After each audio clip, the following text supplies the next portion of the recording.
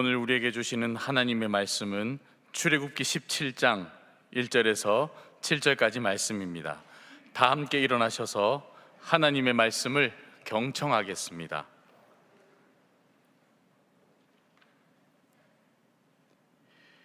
이스라엘 자손의 온 회중이 여호와의 명령대로 신 광야에서 떠나 그 노종대로 행하여 르비딤의 장막을 쳤으나 백성이 마실 물이 없는지라. 백성이 모세와 다투어 이르되 우리에게 물을 주어 마시게 하라. 모세가 그들에게 이르되 너희가 어찌하여 나와 다투느냐? 너희가 어찌하여 여호와를 시험하느냐? 거기서 백성이 목이 말라 물을 찾으매 그들이 모세에게 대하여 원망하여 이르되 당신이 어찌하여 우리를 애굽에서 인도해 내어서 우리와 우리 자녀와 우리 가축이 목말라 죽게 하느냐? 모세가 여호와께 부르짖어 이르되 내가 이 백성에게 어떻게 하리이까? 그들이 조금 있으면 내게 돌을 던지겠나이다. 여호와께서 모세에게 이르시되 백성 앞에 지나서 이스라엘 장로들을 데리고 나일강을 치던 네 지팡이를 손에 잡고 가라. 내가 호렙산에 있는 그 반석 위 거기서 내 앞에 서리니 너는 그 반석을 치라.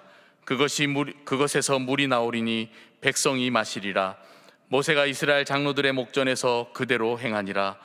그가 그곳 이름을 마사 또는 무리바라 불렀으니 이는 이스라엘 자손이 다투었음이요 또는 그들이 여호와를 시험하여 이르기를 여호와께서 우리 중에 계신가 안 계신가 하였음이더라. 이것은 하나님의 말씀입니다.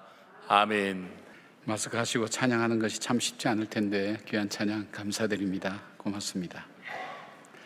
제가 전에 섬기던 교회에 6월달만 되면 권사님 한 분이 미숫가루를 많이 만드시는 분이 있었습니다. 그리고 6월이 지나고 여름이 지나고 나면 9월달쯤 이 미숫가루를 서로 나누어 줍니다.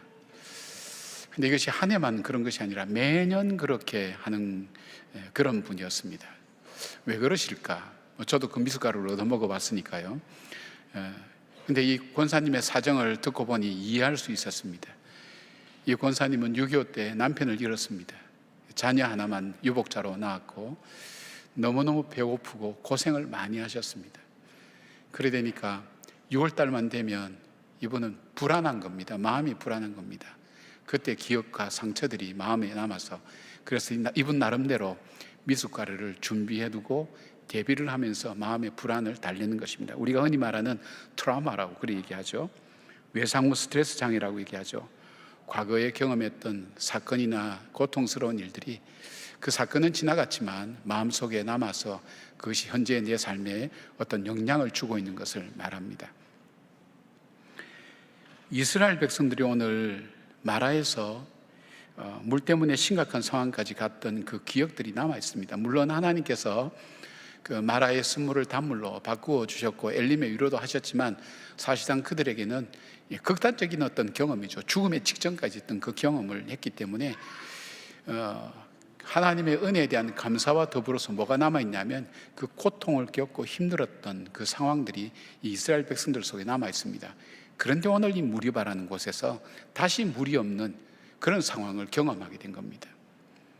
그러니까 그들의 마음속에는 이제는 우리가 물을 마실 길이 없다 그 얘기로만 끝나는 게 아니라 어떤 하나님의 인도함대로 따라왔는데 왜 이런 결과가 계속해서 이루어질까 하는 배신감도 들어오기도 하고 또 왜 이 길로 꼭 인도해야 되느냐는 원망과 그런 불평들이 그 마음속에 자리 잡으면서 이제 그게 이전보다 훨씬 더 강화가 되어서 모세를 돌로 죽이려고 하는 그런 분노까지 그들 속에 나타났습니다.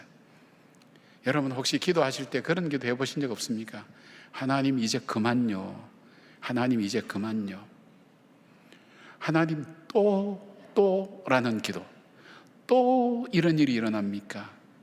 하나 지금 지나가고 나면 이제는 좀 편히 좀 쉬게 해주면 좋은데 우리 인생은 살면서 문제라는 것이 중단되질 않고 계속해서 일어날 때 하나님의 뜻대로 사는데도 하나님 또 이런 문제가 일어납니까? 그러면서 안타까워하면서 때로는 원망도 하고 때로는 낙심도 하면서 여러분 그렇게 기도한 적은 없습니까?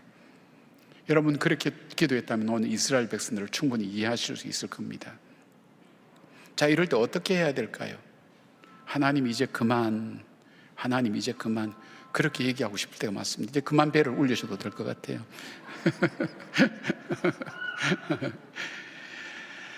여러분, 오늘 이스라엘 백성들 그런 어려움을 겪었을 때 그들은 어떻게 했나요?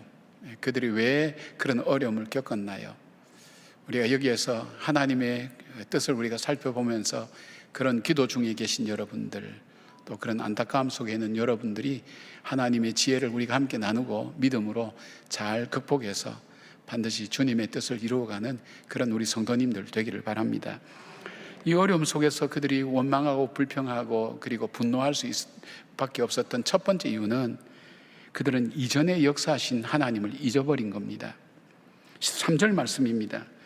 거기서 백성이 목이 말라 물을 찾으매 그들이 모세에게 대하여 원망하여 이르되 당신이 어찌하여 우리를 애굽에서 인도에 내어서 우리와 우리 자녀와 우리 가축이 목말라 죽게 하느냐. 이들이 지금 이야기하는 패턴이 이전에 양식이 없을 때 그때 불평하던 거하고 똑같습니다. 그러니까 또 반복된다는 거예요. 이렇게 반복되니까 견딜 수가 없다는 거예요. 지금 이스라엘 백성은 지금 물을 먹지 못해서 목이 마를 뿐 아니라 물을 구할 수가 없어서 원망하고 분노하고 있습니다. 그들이 분노하고 원망하는 것은 모세를 향한 것이지만 사실은 하나님을 겨냥한 것이죠. 하나님의 명령 따라 인도함을 따라 왔는데 왜 이런 지경까지 올 수밖에 없었는가? 왜 우리를 인도한다면 왜 이런 대로 꼭 인도를 해야 되는가? 그렇게 이야기할 수밖에 없죠. 그들은 10가지 재앙을 통해서 하나님이 전지전능하신 분인 것을 그들은 체험을 했습니다. 홍해의 절박한 그 상황 속에서도 하나님께서 마른 길을, 바다를 갈라서 마른 땅을 만들어서 길을 건너게 하는 기적도 체험했습니다. 마라의 쓴물이 단물로 바뀌는 것도 경험하고 신광야에서 시작된 하늘에서 내리는 만나를 그들은 경험했습니다. 아마 오늘 새벽도 먹고 나왔을걸요. 건널 수 없는 홍해를 건너고 마실 수 없는 환경에서 물을 마시고 먹을 것을 구할 수 없는 곳에서 만나와 메추라기를 경험하고도 당장 눈앞에 나타난 어려움과 고통만을 그들은 바라보고 원망할 수밖에 없다는 것입니다. 하나님이 행하신 일로 인해서 자신들이 누릴 수 없었고 올 수 없었던 길, 할 수 없었던 일들을 하고 오늘 여기까지 왔음에도 불구하고 눈앞의 문제 앞에 그와 함께 동행하시고 도우셨던 그 하나님을 그들은 잊어버린 겁니다. 사람이 어려운 문제를 만나면 두려움이라는 게 오죠. 불안이라는 게 오죠. 그러면 마음이 얼어붙게 돼 있죠. 얼어붙으면 어떤 현상이 나타난다 그랬습니까? 과거에 도우셨던 하나님에 대한 기억이 사라지고 문제가 나의 삶 전체를 덮어버립니다. 그리고 내 안에 있는 내가 할 수 있는 것이 많음에도 불구하고 나에게 가능성이 많음에도 불구하고 그것조차도 얼어붙어서 아무것도 하지 못하고 그냥 그들이 원망하고 불평하는 것밖에 할 수 없는 것이 우리 인간의 모습입니다. 여러분이 많은 사람들이 과거를 돌아보면서 한 사람이라도 그중에 수많은 사람, 이게 장정만 60만 명이면 200만 명이 전체된다고 할 때 한 사람만이라도 여러분 우리가 지금까지 걸어온 길을 한번 보십시다.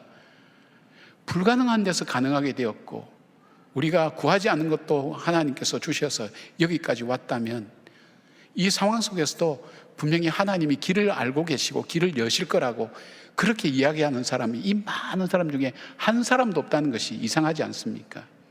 아무도 그 생각을 못하게 된 것입니다. 여러분 이런 환경과 어려움을 당할 때에 여러분은 과거에 도우셨던 그 하나님을 기억하셔야 됩니다. 여러분 그렇잖아요.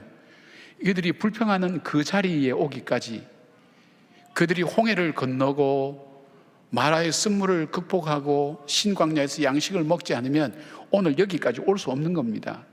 불평하는 자리도 올 수 없는 겁니다. 원망하는 자리에까지도 올 수 없는 겁니다. 이 자리까지 올 수 없었습니다. 은혜가 없었다면, 하나님의 도움이 없었다면, 그렇다면 오늘 이 어려움 앞에 이 어려움만 바라보는 것이 아니라 지난날 건너지 못할 곳, 먹을 수 없었던 곳, 마실 수 없었던 그 상황 속에서 인도하여 주신 지난날의 그 하나님을 우리가 다시 생각해 볼 수 있다면 그 하나님의 은혜를, 하나님의 능력을, 하나님의 도우심을 우리가 다시 회복할 수 있다면 길이 열리지 않을까요? 여러분이 그런 어려움 당할 때 잠깐 멈춰서서 문제만 휩싸이지 말고 문제보다 더 크신 하나님, 문제를 능히 다루실 수 있는 그 하나님, 마른 홍해로 우리를 건너게 하셨던 그 하나님의 이적과 기적의 역사들을 여러분이 한 번만 생각해 보신다면 오늘 우리가 원망만은 하고 있지 않을 겁니다. 낙심만은 하고 있지 않을 겁니다. 우리 교회는 1958년도 6월 22일 홍선영 장로님의 사제를 들어서 교회가 설립되었습니다.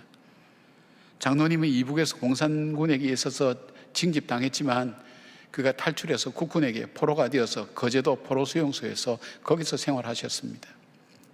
죽음의 고비도 많이 넘겼겠죠.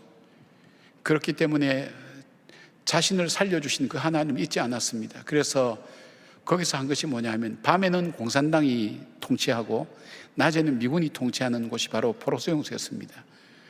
공산당을 따르지 않으면 죽인다고 해서 심지어는 어떤 목사님 간증을 보니까 사람의 내장까지 철조망에 걸어서 공산당 말을 안 들으면 죽인다고 할 정도로 비참하게 그렇게 만들었던, 무섭게 만들었다 그러는 거예요. 그런데 그 가운데서도 천막교회를 장로님은 시작하셨습니다. 한 300명까지 모여서 예배를 드렸다고 합니다. 그리고 여론이 이제 석방되어서 한국 남한 땅에 정착하게 되었습니다. 그런데 전쟁의 비참함, 나라의 미래, 여러 가지 생각이 많았겠죠. 그리고 사업을 하면서 장사죠. 사업이 아니라 장사하죠. 장사하면서 겨우 번 돈 가지고 겨우 살아갈 그때에 자기를 구원해 주시는 하나님, 생명을 주신 하나님, 그리고 이 나라가 기독교가 아니면, 예수 그리스도가 아니면 이 땅에 미래는 없다고 그는 그렇게 생각했습니다. 그래서 그가 처음으로 이북교회를 살려야 되겠다는 그 마음 가지고 자기 사제를 터서 이 교회를 짓기 시작했습니다.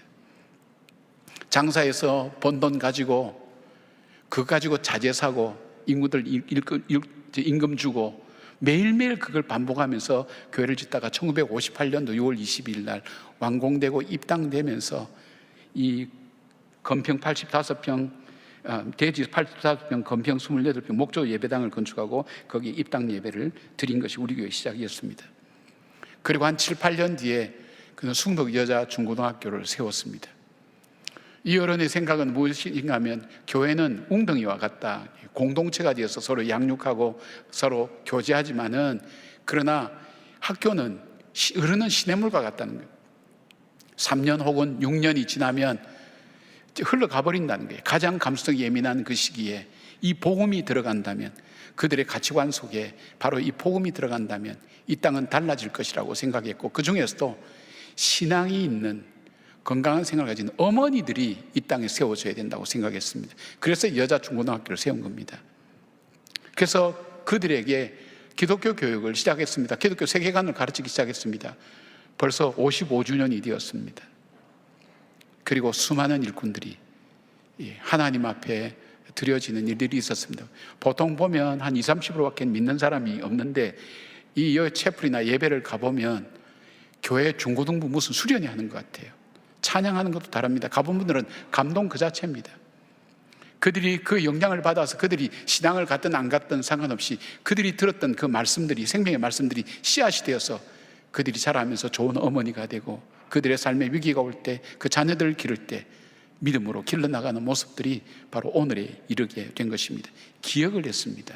하나님의 은혜, 내 공고하고 어려울 때에 생명을 구해주신 그 하나님 기억할 때 오늘 내 삶의 선택은 달라지는 겁니다. 여러분, 우리가 문제만 바라보면 선택이 뻔해요. 원망과 불평밖에 없어요. 좌절과 절망밖에 없어요. 그러나 여기까지 오기까지 도와주시는 그 하나님을 생각하면 오늘 내가 어떻게 살아야 될지, 어떤 선택을 해야 될지 이 선택이 달라진다는 것입니다. 사랑하는 여러분, 우리가 어렵고 힘들 때에 눈앞의 문제만 바라보지 말고 살아온 지난날 도우시는 하나님을 바라보며 오늘 이 가장 어려운 순간 믿음으로 이겨내며 반드시 주님께서 인도하신 그 길을 따라 무사히 믿음 안에서 걸어가는 우리 모두가 되기를 주님의 이름으로 축원합니다.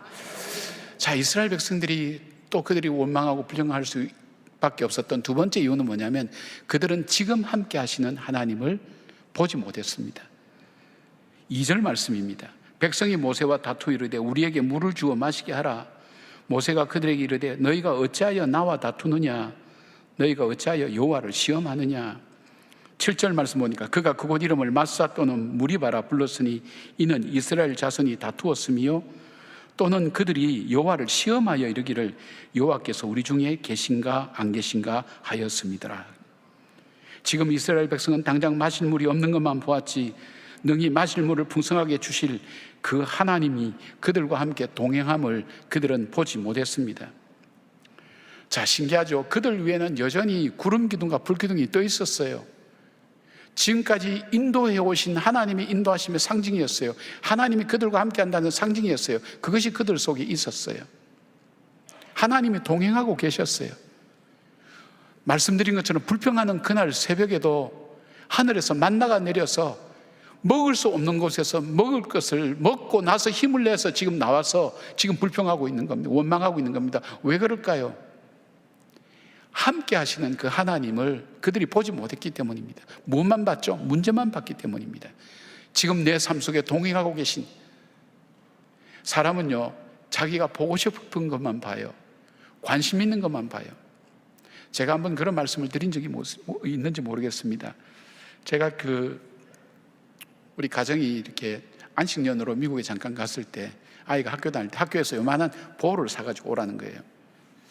근데 그걸 본 적이 없거든요. 뭐 미국 생활 모르니까 어디서 뭘 파는지 모르는데, 그런데 학교에서 사오라 그럴 때는 분명히 우리가 쉽게 가는 상점에서 구할 수 있을 것이다. 그런데 그 상점 시장 늘 갔는데 한 번도 본 적이 없어요. 없다고 생각했는데 아니다, 우리가 관심이 없어서 못 봤을 것이다. 갔더니 그게 있는 거예요. 저는 제가 심리학을 공부했으니까 그런 부분에 대해서 스스로 좀 많이 이해를 했죠. 관심이 없으면 안 보이는 거예요. 하나님이 내 삶 속에 행하시는 것에 관심이 없어요. 왜? 내가 어떻게 사느냐에만 관심이 있는 거예요. 내가 어떻게 걸어가는 그거에만 관심이 있으니까 하나님이 내 삶을 통해서 역사하시고 나와 동행하시는 것이 보이지 않는 거예요. 안 계신 게 아니고 함께 하지 않은 것이 아니고 내게 안 보이는 거예요. 못 보는 거예요. 그것이 인간의 마음인 거예요. 일상이 기적이었고 하나님의 은혜였어요. 문제로 가득 찬 이스라엘 백성은 오늘 나의 문제의 현장에 계신 그 하나님을 보지 못했던 것입니다. 여기 여호와를 시험하였다, 2절에 시험하다, 이 히브리어 단어는 테사순이라는 단어를 사용하는데 원어 해석상에 매우 어려운 상황을 통해서 그 대상의 진가를 발견하는 그 테스트를 얘기하는 거예요. 그러니까 쉽게 말씀드리면 하나님이 정말 이 문제를 해결할 수 있는지 없는지 시험했던 의미로 해석될 수가 있습니다. 하나님을 믿지 않았고 오히려 하나님을 판단하고 평가하는 사람이 되었습니다. 하나님의 은혜를, 하나님이 동행하심을 모르는 사람들은 하나님을 판단하고 평가하는 위치에 서게 됩니다. 왜 내 인생을 이렇게 만들고 세상을 이렇게 만들었냐고 말입니다. 인간은 자기들이 원하는 것을 할 수 있고 주시면, 자기들이 관심 있고 자기들이 할 수 있는 것을 주시면 하나님이 계시고 그 하나님은 전능하신 하나님으로 믿는 것이고, 자기들이 원하고 자기들이 바라는 것이 이루어지지 않으면 그 하나님은 계시지 않고 계신다 할지라도 무능한 하나님으로 생각하는 것이 인간의 죄성과 인간의 모습이라는 것입니다. 사도 바울은 이렇게 고백합니다. 나의 나된 것은 하나님의 은혜라고.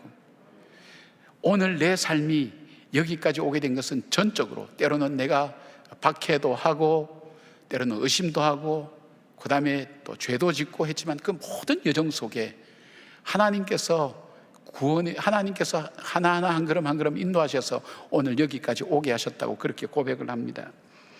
그리고 그는 일상 자체가 은혜만이 아니라 특별한 은혜를 받았다고 얘기합니다. 그것은 뭐냐면 죄인 중에 괴수인 내가 예수 그리스도로 말미암아, 하나님의 은혜로 말미암아 구원함을 받은 것, 잠깐 지나가는 이 땅 속에 구원함을 받았다는 것, 주님의 자녀가 되었다는 것, 주님께서 자기를 통해서 거룩한 역사를 이루어 가시도록 주님께서 나를 택하여 주시다는 이것이야말로 아무나 누릴 수 없는 특별한 은혜라고 그렇게 고백했습니다. 그리고 나와 함께 동행하시는 그 주님을 고백하며 믿음으로 그는 자기의 길을 걸어갔던 것입니다.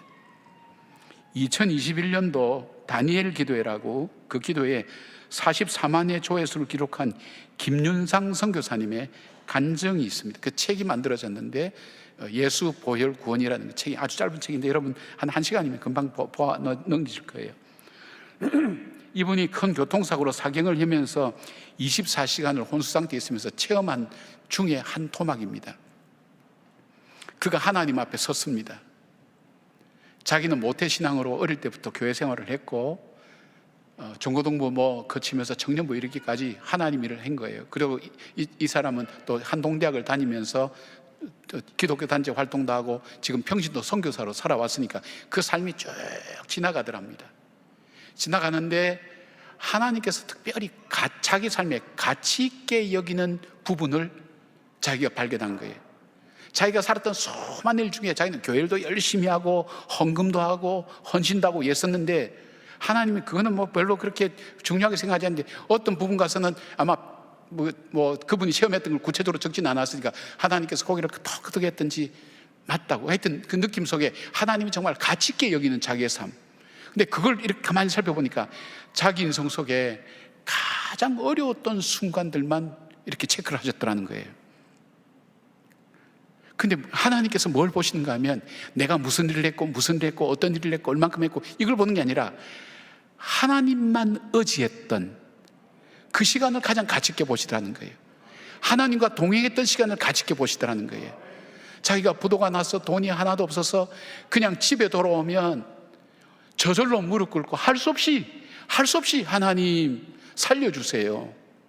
하나님 살려주세요. 몸부림쳤던 가장 고통스럽고 절망적인 순간, 그래서 할 수 없이 하나님밖에는 방법이 없어서 하나님 이름 불렀던 그것, 하나님만 의지하고 하나님을 부르는 그것을 주님은 가장 가치 있게 여겼다는 거예요. 저도 그 책을 읽으면서 생각을 많이 했습니다.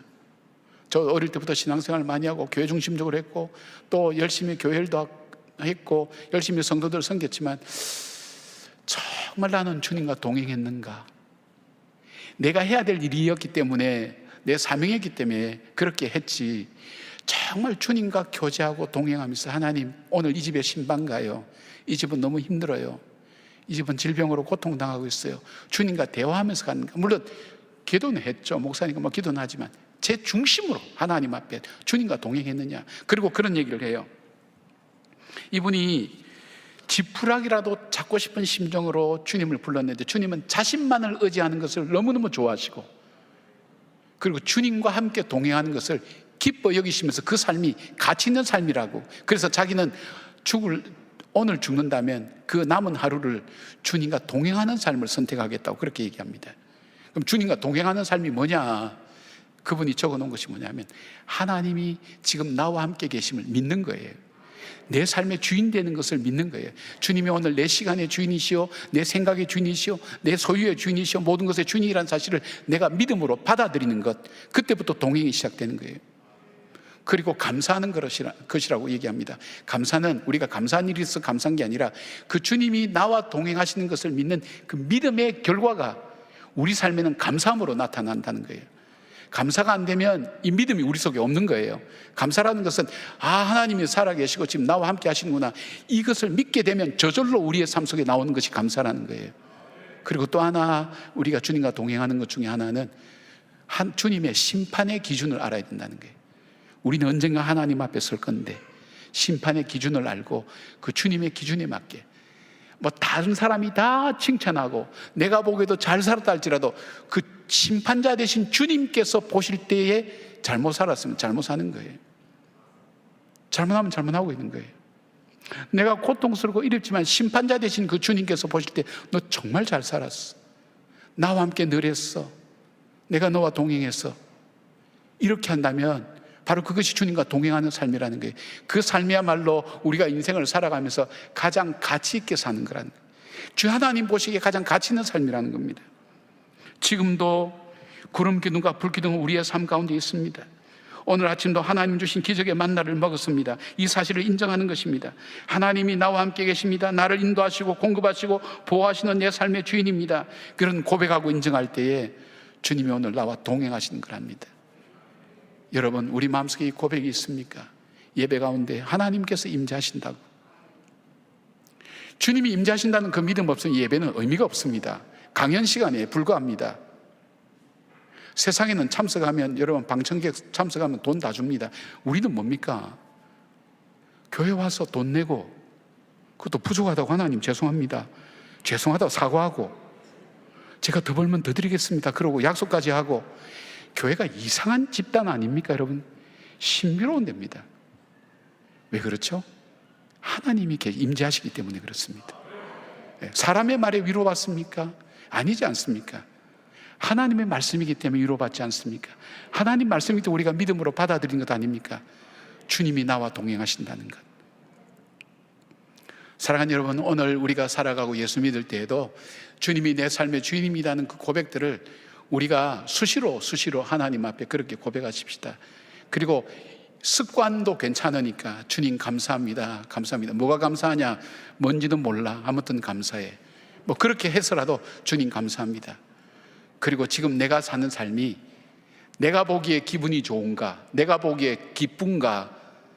다른 사람이 인정해주는 삶인가? 그것이 아니라 하나님 심판자 되시는 하나님께서 보실 때 인정할 만한 삶인가 하는 것을 우리가 다시 한번 돌아보면서 심판날에 왼편의 염소처럼 오른편의 양처럼 정말 주를 위해서 뭘 했다고 했는데 나는 너를 알지 못한다, 그런 얘기를 듣는 삶이 아니라 정말 주님이 인정해 주시는 삶이 무엇인가를 생각해 볼 때에 여러분, 우리는 주님과 동행하는 삶을 살게 되는 것입니다. 힘들고 어려운 여러분, 어려움만이 보이고 힘들고 절망스러운 일만 보이지만 주님이 여전히 그 가운데 계심을 바라보시기를 바랍니다. 주님이 그 가운데 계심을 고백하시기를 바랍니다. 그리고 나에게만 관심 갖지 말고 내 앞에 벌어진 일에만 관심 갖지 말고 주께서 이 일을 통해서 내 삶을 어떻게 열어가시는가에 관심을 가질 때 우리의 눈이 열려지면서 우리의 마음이 뜨거지면서 예수 그리스도가 동행하셨던 것을 깨달았던 엠마오로 가는 두 제자처럼 우리의 눈이 열려지고 주님이 우리와 동행하심을 분명히 믿게 될 것입니다. 나의 삶의 주인 되시고 진정 의지할 분이라는 그 믿음이 우리 속에 사라질 때 우리는 현실에서 원망밖에는 남는 것이 없습니다. 하나님의 그 은혜로 주님의 살아계심과 여러분과 동행하심을 우리가 고백하는 그런 신앙들이, 그런 믿음의 아름다운 분량들이 넘치는 그런 우리가 되기를 주의 이름으로 축원합니다. 아멘. 세 번째, 이스라엘 백성들이 왜 원망했을까요? 세 번째는 그들은 하나님의 계획을 몰랐기 때문입니다. 하나님의 계획을 몰랐기 때문입니다. 6절 말씀 보니까 내가 호렙산에 있는 그 반석이 거기서 내 앞에 서리니 너는 그 반석을 치라. 그것에서 물이 나오리니 백성이 마시리라. 모세가 이스라엘 장로들의 목전에서 그대로 행하니라. 이 말씀 하나하나가 의미가 있습니다. 하나님의 계획은 두 가지로 요약할 수 있습니다. 이스라엘 백성을 하나님의 백성 삼으시겠다는 것, 하나님 백성답게 만들겠다는 것. 두 번째는 이스라엘 백성이 하나님만을 의지하며 살도록 만들겠다는 그 목표입니다. 그래서 광야 학교에 이스라엘 백성을 넣은 겁니다. 그러니까 이 학교의 목적은, 광야 학교의 목적은 우리의 고난의 목적이라고 볼 수 있죠. 고통의 목적은 두 가지를 하나님께서 우리에게 갖고 길러 가시는 겁니다. 하나님의 백성답게 사는 것, 그리고 하나님만을 의지하게 만드는 것. 그것이 우리에게 속한 목표입니다. 그런데 이스라엘 백성은 하나님의 계획을 모르니까 왜 이런 어려움이 생기지? 왜 이것이 우리 삶 속에 자꾸 발생하지? 왜 이런 결핍이 있지? 부족함이 있지? 이렇게 얘기하는 것입니다. 하나님의 계획은 뭘까요? 자, 첫 번째 하나님 계획은 어떻게 이스라엘 백성들에게 나타내시는가 하면, 첫째는 모세로 하여금 기도하게 하십니다. 모세로 하여금 기도하게 하신 이유가 있습니다. 여러분, 모세가 답답하고 자기 혼자기 때문에 하나님께 부르짖는다고 되겠지만 이스라엘 백성은 이 문제 앞에 그들이 보여준 반응은 원망과 불평이었습니다. 분노였습니다. 근데 원망하고 불평하고 그 분노하는 그 백성과 대조적으로 하나님께서 모세로 하여금 하나님을 향해서 기도하게 하는 것을 이스라엘 백성들이 보게 하셨습니다. 여러분, 어떤 문제를 만나든 우리가 불평하고 원망할 수밖에 없는 상황 속에서 우리가 해야 될 첫 번째가 있다면 하나님을 향해서 기도하게 하는 것, 기도하는 것.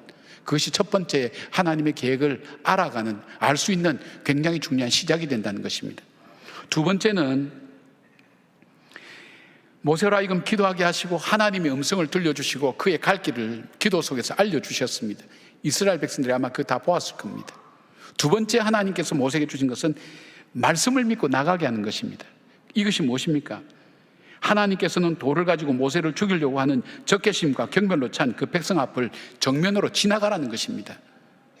여러분, 이거 굉장히 위험한 일 아니겠어요? 사람의 군중심리에서 움직이는데 누가 한 명이라도 조그만 돌멩이라도 던지면 던지면 그냥 모세는 그 자리 죽는 거예요.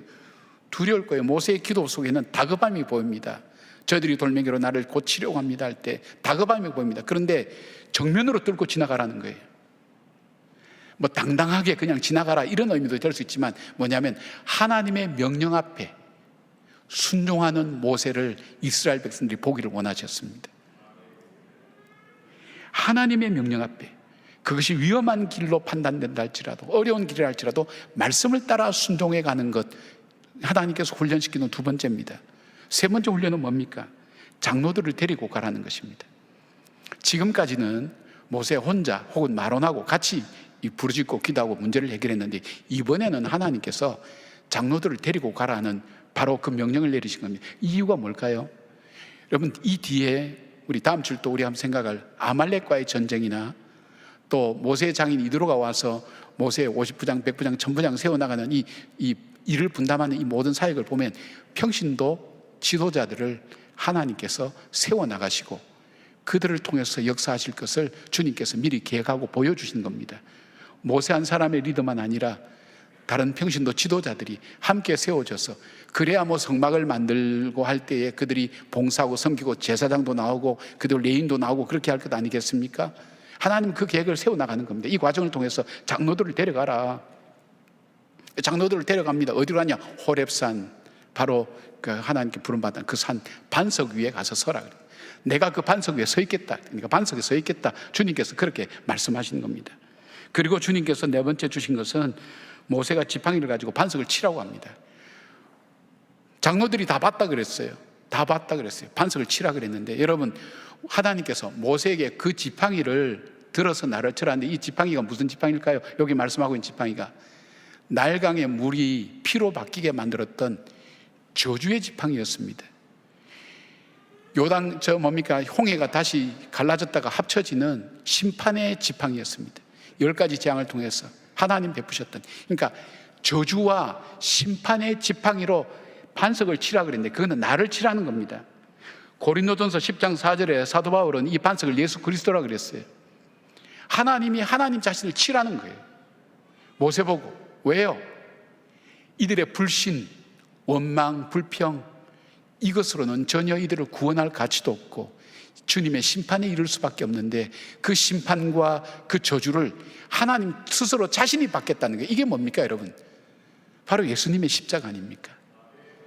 예수님 십자가에서 찢어지고 부서지고 깨어지고, 그럴 때 그 속에서 생수가 터져서 그 물을 백성들이 마시면서 살지 않았습니까? 그래서 우리는 이걸 보혈이라고 얘기합니다. 보배로운 피라고 얘기합니다. 그 보혈의 피로 우리가 구속함을 받았습니다. 우리가 어떻게 하나님 보좌 앞에 나갈 수 있겠습니까? 그 보혈의 피로 깨끗함을 씻음 받은 새롭게 된 우리 생명이 하나님 보좌 앞에 담대히 나갈 수 있게 되는 것 아닙니까? 그 예수 그리스도의 보혈의 피로 죄 씻음 받고 용서함 받고 하나님 자신이 스스로 모든 죄의 저주와 불신앙의 저주를 대신 짊어지고, 누구든지 그 물을 마신 자마다 생명의 생명이 그들 속에 넘치도록 하나님께서 그렇게 계획하고 계신 것을 보게 됩니다. 즉 인류를 구원하기 위한 하나님의 놀라운 미래의 계획까지도 하나님은 세우고 계신 겁니다. 아마 여기 부모님들 계시니까 아실 거예요. 자녀들 생각할 때 계획들이 다 있지 않습니까? 애들이 학교 간다면 뭘 준비해야 되고, 작은 계획부터 시작해서 먼 계획까지 다 있지 않습니까? 걔들은 몰라요. 자녀들은 몰라요. 부모가 어디까지 생각하는지 몰라요. 마찬가지 아니겠습니까? 하나님은 큰 계획을 가지고 있습니다. 언제 그 계획을 가지고 있죠? 내가 공고하고 어려울 때, 원망할 수밖에 없을 때도 하나님은 나를 향한 계획을 가지고 계세요. 내 미래는 없다, 나는 끝났다, 난 더 이상 미래가 없다 생각할 그때도 하나님은 나를 향한 계획을 갖고 계신다는 겁니다. 그 계획을 모르면 낙심할 수밖에 없다는 것입니다. 이사야는 이 사실을 이렇게 얘기합니다. 그가 찔림은 우리의 허물 때문이요, 그가 상함은 우리의 죄악 때문이라. 그가 징계를 받음으로 우리는 평화를 누리고 그가 채찍에 맞음으로 우리는 나음을 받았도다. 아멘.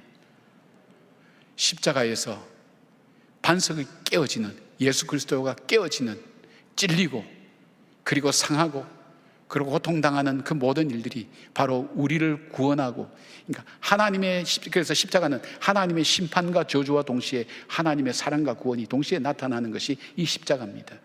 하나님의 그 계획을 보여주시고 이스라엘 백성으로 하여금 그 사실들을 증거하고 축복의 통로로 삼으시기 위한 하나님의 계획이 그들 속에 있었습니다. 우리 대신 십자가 지시고 저주와 심판의 십자가에 달리셔서 죽으셨던 그 예수님이 보배로운 피를 흘리셨던 그 주님께서 우리에게 이렇게 선포하십니다. 요한복음 10장 10절에 내가 온 것은 양으로 생명을 얻게 하고 더 풍성히 얻게 하려는 것이라. 사마리아의 수가성의 여인, 남편이 다섯 있고 지금 있는 남편도 내 남편이 아니라는 그 여인도 이 생수를 마셨습니다. 세상의 물을 마시면 다시 갈증이 생깁니다. 그러나 이 예수 그리스도의 생수를 마시는 사람은 다시 살아납니다. 인간은 이 땅을 살면서 육신의 목마름만 있는 것이 아닙니다. 마음의 목마름이 있고 영의 목마름이 있습니다. 이 영의 목마름과 마음의 목마름을 채우기 위해서 쾌락을 추구합니다. 내가 스스로 내가 즐거워하는 일을 추구합니다. 내 육이 즐거워하는 일을 추구합니다. 거기에 만족이 있을 줄 압니다. 철학을 공부합니다. 철학 속에, 진리 속에, 지식 속에 있는 것으로 내 만족을, 내 영혼을 만족시킬 것이 있는 줄 압니다. 내가 소유 속에 내 만족이 있고 우선 내가 잘 먹고 편안하게 사는 여기에 인생에 참 가치가 있고 의미가 있다고 생각합니다. 그러나 채워지지 않습니다. 채워지는 것은 바로 예수 그리스도의 보배로운 피를 우리가 마시고 먹는 것밖에 없습니다. 그 피를 덧입는 것밖에 없습니다. 에레미야에게 하나님께서 말씀하실 때, 이 백성의 죄악을 말씀하실 때 뭐라고 말씀합니까? 생수의 근원되는 나를 찾지 않고 나를 버리고 터진 웅덩이를 찾는, 터진 웅덩이, 쓸데없는 일을 한다는 거예요. 해결되지 않는 일에 최선을 다한다는 거예요. 세상 사람들은 그렇게 살고 있지 않습니까? 지금도 자기가 스스로 기뻐하는 일들, 행복해질 일들을 선택하며 나가 있지 않습니까? 여러분은 예배드림이 하나님께 기쁨이요 생명이라고 생각하기 때문에 이 자리에 와서 앉아서 하나님 말씀 듣고 예배를 드리고 찬송을 부르고 있지 않습니까? 여기에 참 행복이 있다고 믿고 여기에 참 생수가 있다고 믿지 않습니까? 그렇습니다. 예수님의 보혈 속에 생명이 있습니다. 여기에 소망이 있습니다. 여기에 능력이 있습니다. 여기에 권세가 있습니다. 여기에 어둠의 사탄 무리들이 물러가고 질병들이 쫓겨나가며 하나님의 능력이 나타나고 샘을 얻는 하나님의 권능이 이 보배로운 주님의 보혈의 피에 있습니다. 여러분, 정말 마음으로 믿어 입으로 시인하는, 하나님 앞에 고백하는 믿음의 역사가 있기를 주님의 이름으로 축복합니다. 여러분, 내가 감당할 수 없는 문제를 만날 때 우리가 하나님의 계획을 어떻게 할 수 있을까요? 모세처럼 일단 기도하십시다. 기도할 때 하나님 우리에게 말씀해 주십니다. 나에게 나갈 길 어떻게 해야 될지. 기도하는 것이 가장 중요한 출발점입니다. 그 다음에 순종입니다. 그리고 그 하나님이 나를 향한 계획을 가지고 계심을 주님 보여주십니다. 말씀해 주십니다. 사랑하는 여러분, 가장 힘들고 어려울 때 낙심보다 더 먼저 해야 될 일이 있다면 기도하는 것입니다. 하나님 앞에 나가는 것입니다. 그리고 그 증거로 50명의 장로들에게 보여준 것처럼 하나님께서 우리에게 그 증거로, 증인으로 서로가 서로를 도와주며 인도하며 격려하며 하나님께 세워주신 증인의 삶을 사는 바로 그 믿음의 사람 되시기를 축복합니다.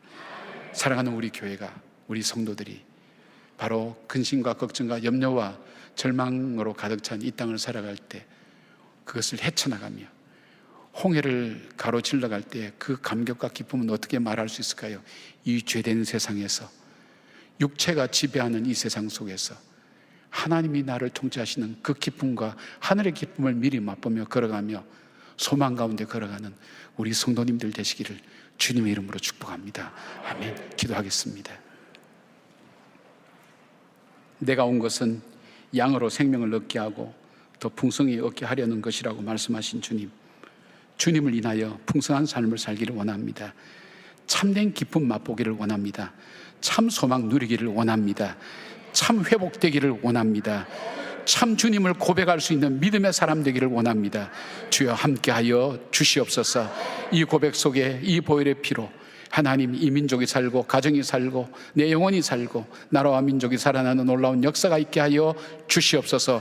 보혈의 피를 찬양합니다. 우리를 구속하신 그 보혈의 피를 찬양합니다. 하나님의 놀라운 은혜를 찬양합니다. 찬양하는 주의 성도들이 부르는 주님을 향한 귀한 찬양과 영광을 주님 받아 주시옵소서. 예수님의 이름으로 기도드리옵나이다. 아멘.